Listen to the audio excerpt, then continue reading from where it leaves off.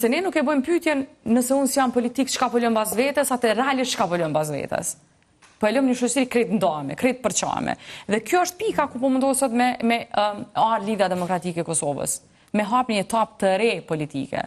Unë e di që kur flitet shpesh edhe për bashkimin e Lidhjes Demokratike të Kosovës, e di që natyrisht që në një shoqëri sikur Kosova që është kaq e përçame shihet me dosë skepticizmi. Dhe unë i kuptoj plotësisht, sepse në terren ti ke aq shumë hasmëri në mes shqiptarëve, në mes vete, që unë të garantoj që në ankthet më të këqija të viteve 90-ta, dikur s'kishte mund me paramendu që sot një kasë politike e kthen vllaun kundër vllaut, shqiptarin kundër shqiptarit deri në këtë pikë.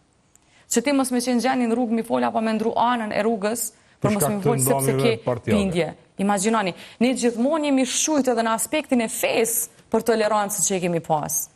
Ne kemi pas pjesë kulturës tonë tolerancën. Ju e dini do thotë edhe në betejat më të këqija, kur është involvu gruaja, beteja është ndalë. Sot linçohen të gjitha gratë që janë pjesë e politikës, pjesë publike.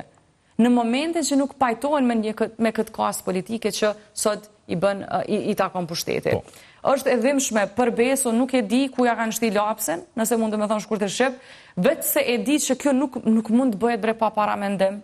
Për Besë nuk mundet më bë.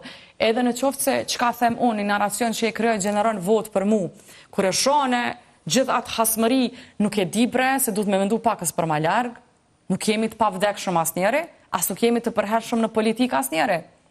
A nuk do t'jetë nesër mbas nesër pikërisht fëmiu jonë, trashëgëmia që ne e lëm pas vetës, ai i cili ka me mbajt mbi supet e veta atë përçarje. Ka me qenë peng, do thotë në vend që ne sot me fol, pikërisht për atë që e thash më herët, pse janë largu projektet amerikane të IT-s prej Kosovës të 4-5 vite. Edhe kur flasim për patriotizëm, pse po e harrojmë patriotizmin ekonomik? Vazhdimisht e kemi potencu. Ka pas bizneset shumë të mëdha në Kosovë, të IT-s që kanë thonë, sa ky pushtet ka fol për betejë e për luftë. Sa ky pushtet është mundu me tregu që ka krim të organizuar në vazhdimsi, po flas në arena ndërkombëtare, se jo vetëm në diskutime lokale. Neve na ka shujt nga një prej kontraktorëve tonë që po tërhiqet nga Kosova dhe kryesisht kanë përfundu në Beograd dhe Tiranë. Apo ndjemi mirë na që po i hupim, apo kupton, është ishte një moment i intervistës së mbrëmshme të kryeministit në cilën flet se si janë investuar në, kur flet për energjinë, thotë është investuar në Arllat, pra të Rauvecit. Është investuar në këto projektin e parkut solar, diçka e tillë, pra që do të ndërtohen 100 megawatt, edhe e paraqet si një fitore qeverisë, pra si një investim shumë i madh, 100 megawatt po bëhen aty. Dhe s'ka filluar asnjëherë. Fakt aty është ka shku sot gazetari Berat Buzhala dhe është aty djerrin, domethënë nuk ka asnjë gjë. Është sikur këto përurimi i themeleve që po vendosë dhe po ndalet me aq, është njësoj. Absolutisht.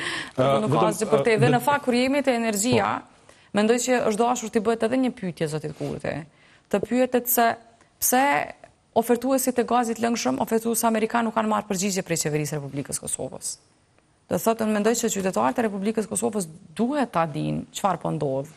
Pse Kosova po e ndjen që nuk ka nevojë me bashkëpunu me amerikanët kur vjen puna tek energjia elektrike, sepse më shumë se çka do tjetër, energjia elektrike është siguri, është çështje e sigurisë nacionale dhe duhet trajtohet si e tillë. Dhe pse po prioritizohet forma tjetër e bashkëpunimit me aleat të tjerë të bashkëpunimit në rajon para Shteteve të Bashkuara të Amerikës? Është përgjigje që ende po e presim.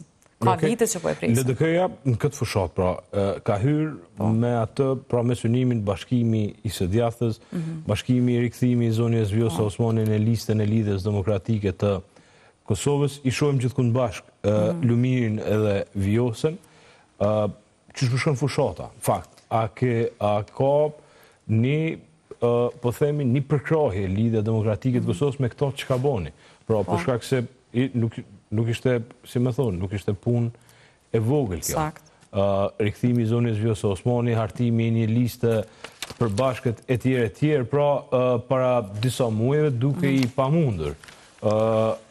Apo shinin që në fakt, që shpëju duket fushata mas kësaj, a ka bot vetën ky lloj bashkimi, pra, po themi, i zonës Osmani me Lidhjen Demokratike të Kosovës? Mendoj që ky bashkim dita ditës po bën vetën. Pikrisht për shkak që është duke u ndërtuar në diçka shumë stabile. për faktin që ky bashkim nuk është matematikë zgjedhore. Është një kombinim cilin Lida Demokratike e Kosovës e ka pasi të domosdoshëm për një Kosovë zhvillimore. Derisa zonja Osmani, kur jemi sidomos tek arena ndërkombëtare, vërtet ka pas përfaqësime dinitoze, të themi, më së paku. Dhe mendoj që për një person të tillë i cili ka arrit me i hap dyer deri në pikën që presidenti i Shteteve të Bashkuara të Amerikës të thotë në një format të hapur që nëse ke ndonjë të lashë ma bëj një telefon që dorën zemër, ajo është mesazh. Është mesazh që e kuptojnë shumë mirë ata të cilët janë pjesë e rajonit dhe shtetit fshinje. Dhe ti disi dëshiron t'ja ndërpresësh rrugën një përfaqësimi të tillë. Ndërkaq LDK-ja, për LDK-n, duke qenë që në fundamentet e LDK-s aleancat e tilla janë jetike, ka qenë poaqë jetike me i mirëmbajt këto aleanca dhe këto raporte të krijuara nga zonja Osmani, që është arsyeja se zonja Osmani është numër 1 kandidate për presidente nga radhët e LDK-s. Ndërka zotja Abdiz Gjigu në anën tjetër e ofron këtë aspektin zhvillimor të Republikës Kosovës. Juve ju kujtohet, pavarësisht që na kanë kritikuar që ka qenë program shumë i gjatë në shkurt të vitit kaluar, mirë po ndoshta ka qenë i gjatë, po ka qenë i sinqert. Ndoshta në momentin kur ne kemi përpilu programin, s'kemi qenë të mendu a është produkt që shitet lehtë, sa kemi mendu a është produkt që jep zgjidhje dhe realisht mundet më zbatu. Do të thotë në atë program, përveç që kemi punu me jo aftana, kemi kalkulu financiarisht se cilin projekt nëse bëhet ose jo.